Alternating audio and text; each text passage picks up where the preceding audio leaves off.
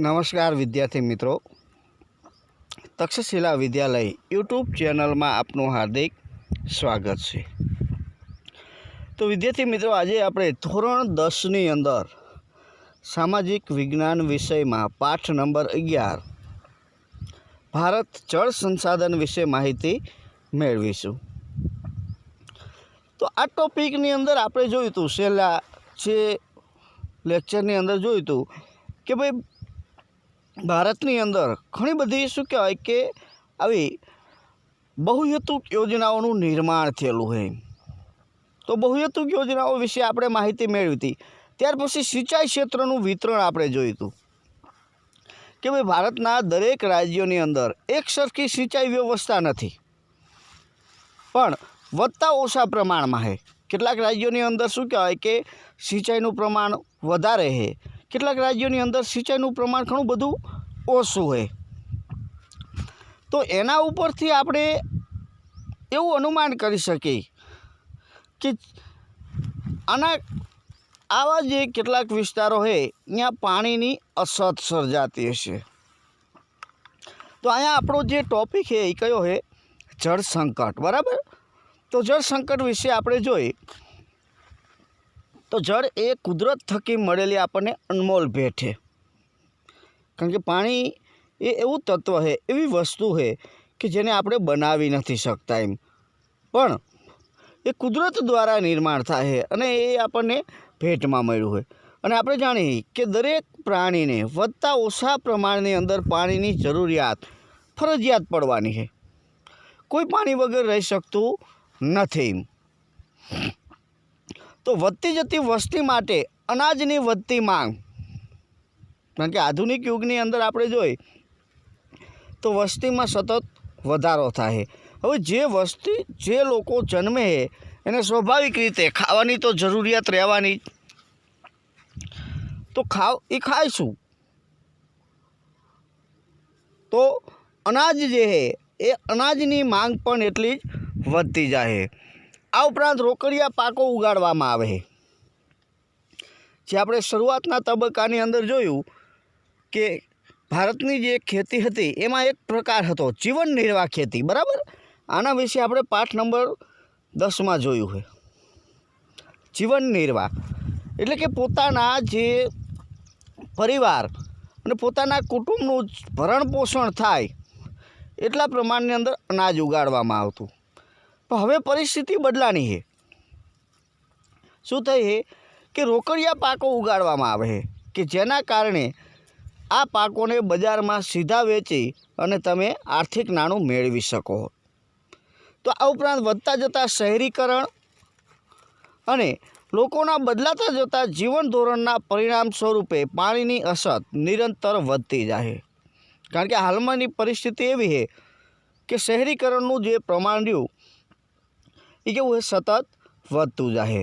અત્યારે લોકોએ રીતસરની આપણે જોઈ તો શહેરો તરફ દોટ મૂકી, બધાને શહેરોની અંદર રહેવું છે, એટલે શહેરીકરણનું પ્રમાણ સતત વધતું ગયું છે અને લોકોનું જીવન ધોરણ પણ બદલાણું છે।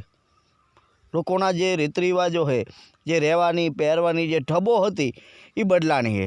તો આ બધાના કારણે પાણીની અછત આપણને જોવા મળે છે।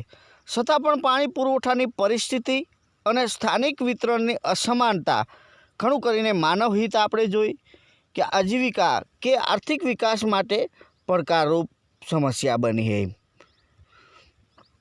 તો હાલની જે પરિસ્થિતિ છે એ હાલની પરિસ્થિતિમાં આપણે જોઈએ તો પશ્ચિમ રાજસ્થાનના શુષ્ક ક્ષેત્રો અને દક્ષિણના દ્વીપકલ્પીય ઉચ્ચ પ્રદેશના કેટલાક અંદરના ભાગો છે, અહીંયા જળ સંકટની ગંભીર સમસ્યાઓ હોય, કારણ કે આ વિસ્તારો એવા છે કે જ્યાં વરસાદ ખૂબ જ ઓછા પ્રમાણની અંદર પડે છે અને ક્યારેક તો શું કહેવાય કે વરસાદ પડતો જ નથી।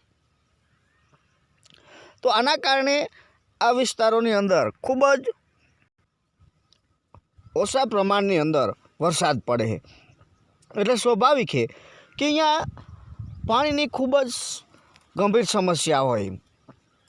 તો સેંકડો ગામો અને ઘણા બધા નગરોમાં પાણીની ગુણવત્તાઓ ઘટી છે, કારણ કે જે શરૂઆતના તબક્કાની અંદર પીવાનું જે શુદ્ધ પાણી હતું એ શુદ્ધ પાણી આ નગરો અને ગામોમાં મળતું નથી. ઘણી બધી જગ્યાએ તમે જોયું હશે કે ભાઈ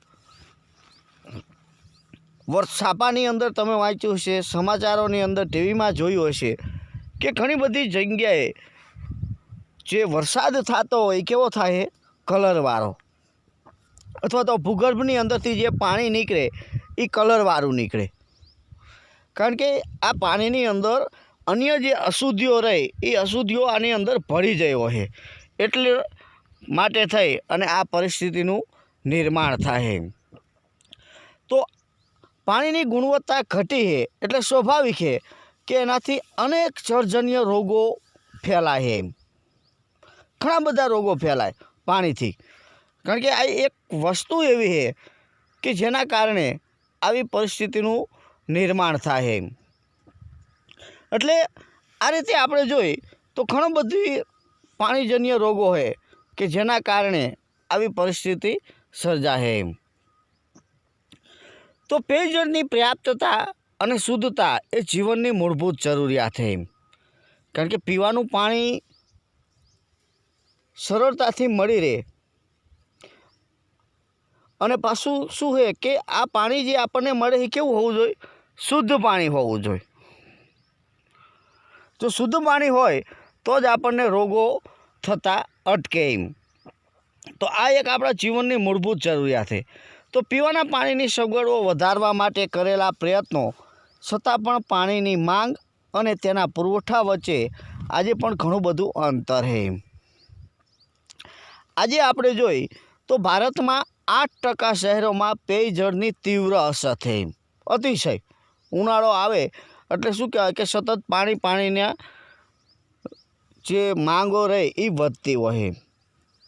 કારણ કે 8% શહેરોની અંદર પીવાના પૂરતા પ્રમાણની અંદર પાણી નથી મળતું. તો દેશના લગભગ 50% ગામોમાં આજે પણ સ્વચ્છ પેયજળ ઉપલબ્ધ કરવાનું કામ હજી આપણે બાકી છે. કારણ કે 50% ગામોની અંદર આપણે શુદ્ધ પીવાનું પાણી મળી રહે, પણ 50% ગામોની અંદર આ સુવિધા જે છે એ સુવિધા આજે પણ આપણે આપી શક્યા નથી. તો ભારતમાં સિંચાઈની સગવડમાં ઘણો વધારો થયો છે. હરિયાળી ક્રાંતિ થઈ એટલે કે સિંચાઈ ક્ષેત્રે ખૂબ જ વધારો થયો છે. પણ તેમ છતાં આજે પણ 2/3 કૃષિ ક્ષેત્રો હજી પણ વરસાદ ઉપર આધાર રાખે છે. કેટલા? 2/3 કૃષિ ક્ષેત્રો કે જ્યાં સિંચાઈની પૂરતી સગવડ નથી. માત્ર જો વરસાદ સારો થાય તો પાક થાય, જો વરસાદ ન થાય તો પાક ન પાકે. અને વર્ષ દરમિયાન માત્ર એક જ શું કહેવાય કે પાક તમે લઈ શકો. તો વર્તમાન સમયમાં કૂવા અને ટ્યુબવેલ દ્વારા વધારે ને વધારે પાણીને બહાર કાઢતા ભૂમિગત જળનું સ્તર પણ નીચું ગયું છે. આ એક સ્વાભાવિક અને સત્ય તારણ છે. કારણ કે આપણે ભૂગર્ભની અંદર જે પાણી રહેલું છે એ પાણીને આજે આપણે ટ્યુબવેલ અને કૂવાઓ દ્વારા સતત બહાર કાઢી રહ્યા છે.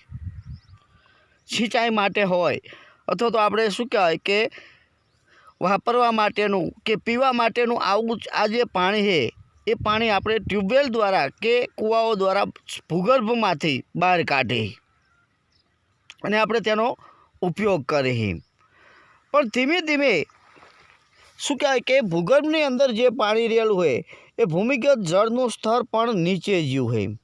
કે જે પહેલાં 150-200 ફૂટ આપણને પીવાનું પાણી મળી રહેતું એ અત્યારે હાલમાં આપણે જોઈએ તો 500-700 ફૂટ સુધી જેલું હોય. કારણ કે આપણે જમીનની અંદરથી પણ આ પાણી કાઢીએ એટલા માટે. તો પરિણામે ભૂમિગત જળ સંસાધનમાં પણ ઘટાડો થયો છે. તો કેટલાક રાજ્યોમાં ભૂમિગત જળને વધારે જથ્થામાં કાઢવાથી દેશમાં ગંભીર પ્રશ્નો ઊભા થયા છે. કારણ કે વધારે પ્રમાણમાં ભૂમિગત જળ નીકળી જાય એટલે શું થવાનું કે જેમ તમે ઊંડા બોરો કરતા જાઓ એમ જે પાણીની જે શુદ્ધતા રહી એ શુદ્ધતા જળવાતી નથી. તો પાણીની ઘટતી ગુણવત્તા અને વધતી જતી અછત જેવી ગંભીર સમસ્યાઓનો સામનો આજે આપણે કરવો પડી રહ્યો છે. શું કામ? કારણ કે એની ગુણવત્તા ઘટી જાય. તમે જેમ ઊંડે જાઓ એવી રીતે પાણીની ગુણવત્તા ઘટતી જાય છે। તો કૃષિ ઉપરાંત ઉદ્યોગોમાં પાણીનો અનિયંત્રિત ઉપયોગ થાય। ખેતીની અંદર જ પાણીનો ઉપયોગ થાય એવું નથી, પણ ઉદ્યોગ વ્યવસાયો જે છે એ ઉદ્યોગ વ્યવસાયોની અંદર પણ પાણીનો ઘણો બધો ઉપયોગ થાય। તો ઘરેલું તથા ઔદ્યોગિક એકમોના મલિન જળ પ્રદૂષણનો મુખ્ય સ્ત્રોત છે। કારણ કે ઉદ્યોગોની અંદર જે પાણી છે એ સંપૂર્ણ વપરાતું નથી, પણ જે સાફ સફાઈથી જે વધારાનું જે મલિન જળ છે, જે ખરાબ થઈ ગયેલું જળ છે, એ જે સારા જળની અંદર ભેળવી દેવામાં આવે। તો આ સારા પાણીની અંદર આ પાણી ભળે એટલે સ્વાભાવિક છે કે એ જળ જે રહ્યું એ જળ પણ કેવું થવાનું? પ્રદૂષિત એ પાણી થશે।